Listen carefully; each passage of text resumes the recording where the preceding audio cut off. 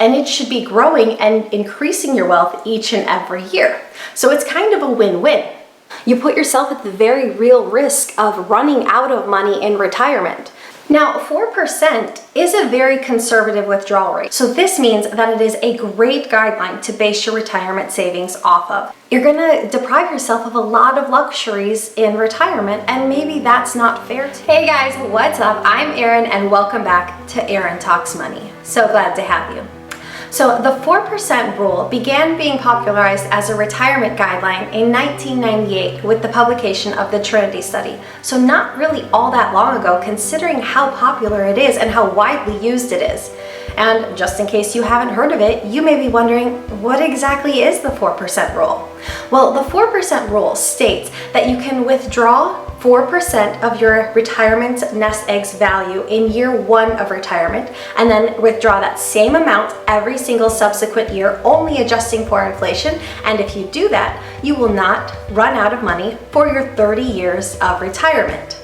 Now, instead of a rule, I do believe it should be more dubbed a guideline, because it's giving you a guide as to how much you should save up in your nest egg in order to retire, and how much of an income you could live off of without the risk of running out of money. And that is the one thing that people want to avoid in retirement, running out of money. You want to make sure that your money is secure.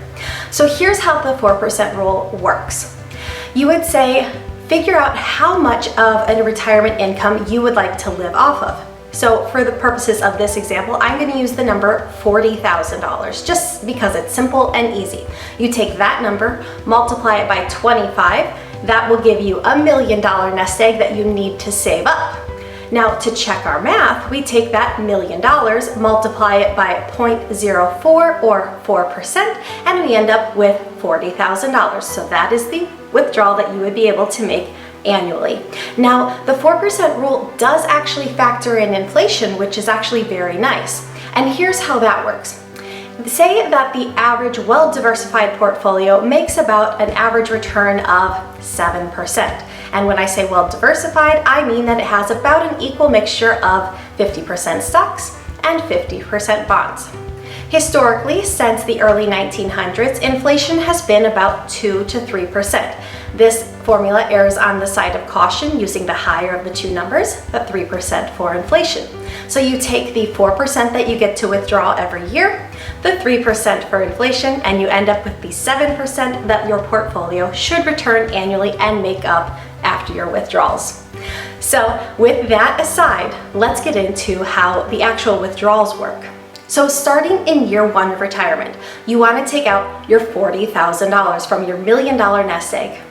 Now, we're going to say that you take out all of this money on January 1st, just to make calculations super simple. So you withdraw that $40,000 day 1 of the year. Now, in theory, you're probably not going to do such a big withdrawal right at the beginning of the year. Instead, you would make smaller withdrawals throughout the course of the year, leaving more money in your portfolio to earn interest. But that's just going to make the math too messy and too complicated. We're going to say you do one withdrawal at the start of the year. So you take out your $40,000.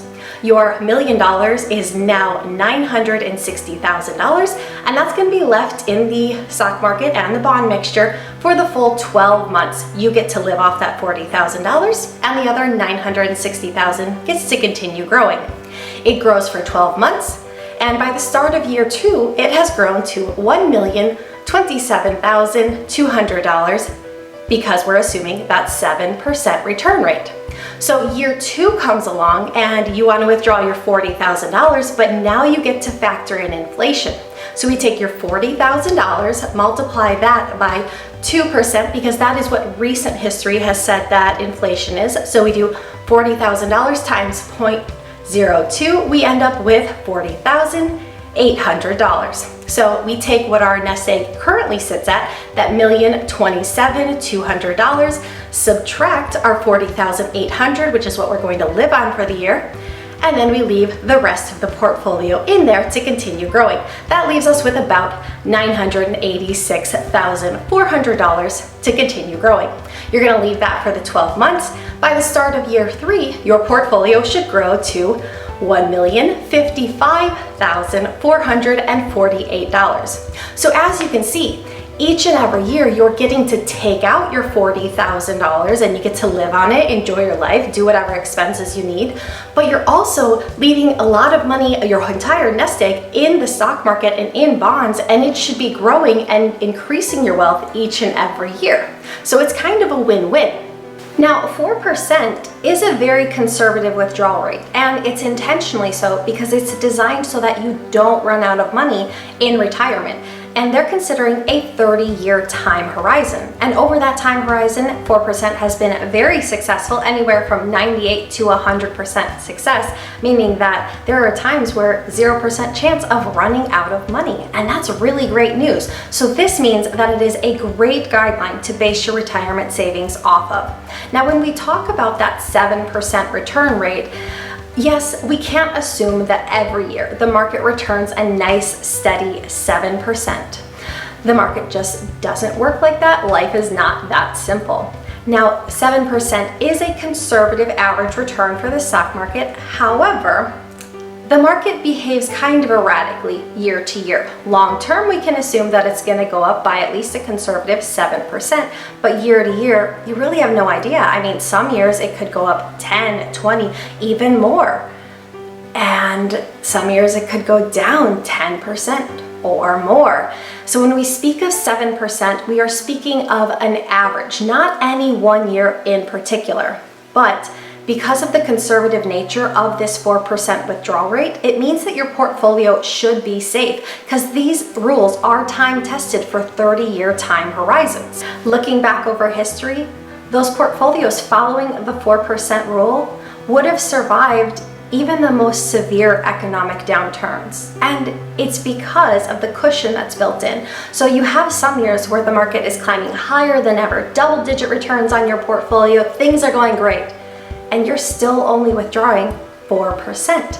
So it builds in this cushion so that your portfolio can withstand the tough economic storms that do eventually come.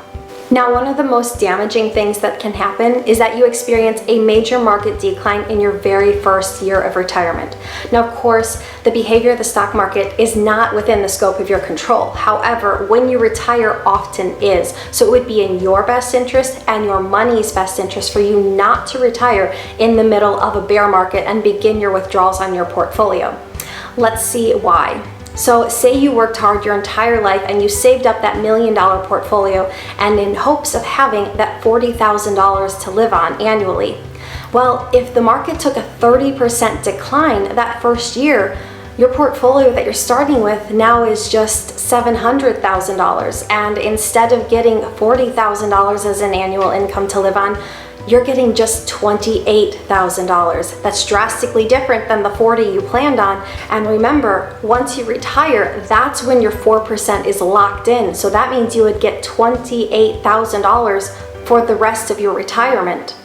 If you decided to ignore the 4% rule and take out that $40,000 anyhow, even though your portfolio took this drastic decline, you put yourself at the very real risk of running out of money in retirement. So you have to pay attention to the 4% rule. It would be in your best interest to not retire during a bear market. Just hold on to your job and wait for your portfolio to rebound. Don't retire in the middle of a market downturn and begin your withdrawals. It can have a huge impact on your retirement. Now, as I said before, the 4% rule is really more of a guideline rather than an actual rule because it doesn't work 100% of the time and it's not suitable for everyone.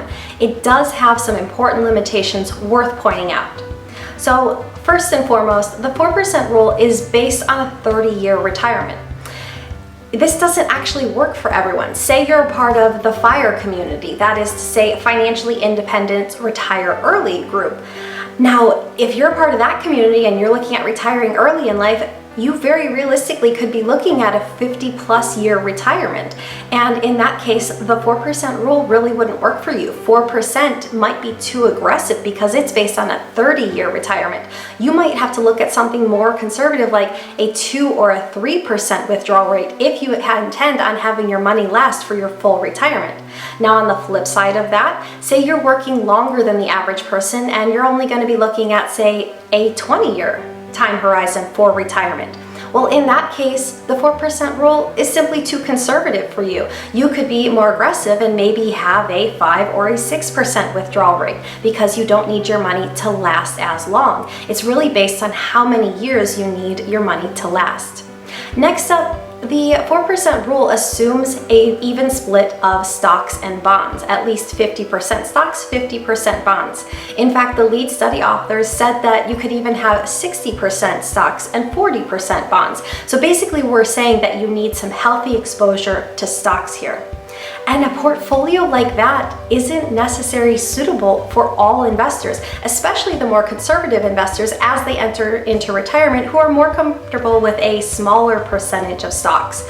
You need to have this exposure to stocks if you're going to allow your money the growth it needs to make in order to last throughout retirement.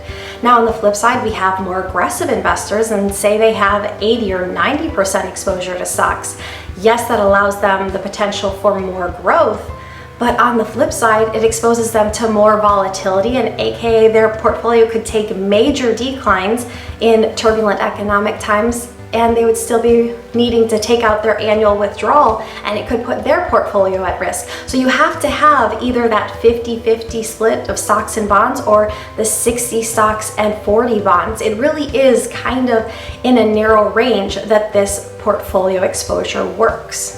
And finally, the 4% rule could simply be selling your retirement lifestyle short. As we said before, many people don't need 30 years of retirement savings. Also, this equation doesn't really take into factor that a lot of retirees have alternative sources of income, say Social Security or part-time work. And at the very heart of it, it's simply a very conservative withdrawal rate, meaning it's designed so that you don't run out of money. And while it's not realistic to say that you're going to write your last check and have it bounce on the day you pass away, you could be leaving a lot of money on the table, which for many may not be a big deal if you still don't have the risk of running out of money. But for others, after a lifetime of work and dedication and putting in so many hours at the office, you're going to deprive yourself of a lot of luxuries in retirement, and maybe that's not fair to you. So it really has to be something you decide if it's right for you. Even with its limitations, I truly believe that the 4% rule gives you a great target to aim for. Rather than going around saying, I'm just saving for retirement, it gives you a concrete goal. You can say, I'm working towards a retirement savings goal of 1.2 million. And it's not just an arbitrary number. You chose that number because you said, hey, I want $48,000 to live on annually in retirement. So it gives meaning and purpose to your mission. Once you're about 5 to 10 years out from retirement, yes, I do believe it's good to get on an actual retirement plan, go through simulations with your portfolio and make sure that it's time tested and will actually last throughout your retirement. But up until that time frame, you really don't need to do anything that extensive. Using the 4% rule is a great guide when you have such a long time horizon, anything more than 5 to 10 years to retirement. All you have to do is pick the number that you want as an annual income and get to saving. So I really hope this helped explain the 4% rule to you guys. Definitely use it and figure out how much you think you're gonna want in retirement and get to saving. It really does become more meaningful when you have a mission behind why you're saving a specific dollar amount. It gets you a little more motivated. Remember, I post new videos every Monday and Friday. They're always on money, and I just want to demystify it and make it more accessible for everyone. If you got anything at all from this video, please hit the like button below, ring the subscribe bell, and if you care to, please share with a friend. I just want to make sure money is an appropriate topic for everyone and it's explained well for everyone. So I will see you guys soon. Bye.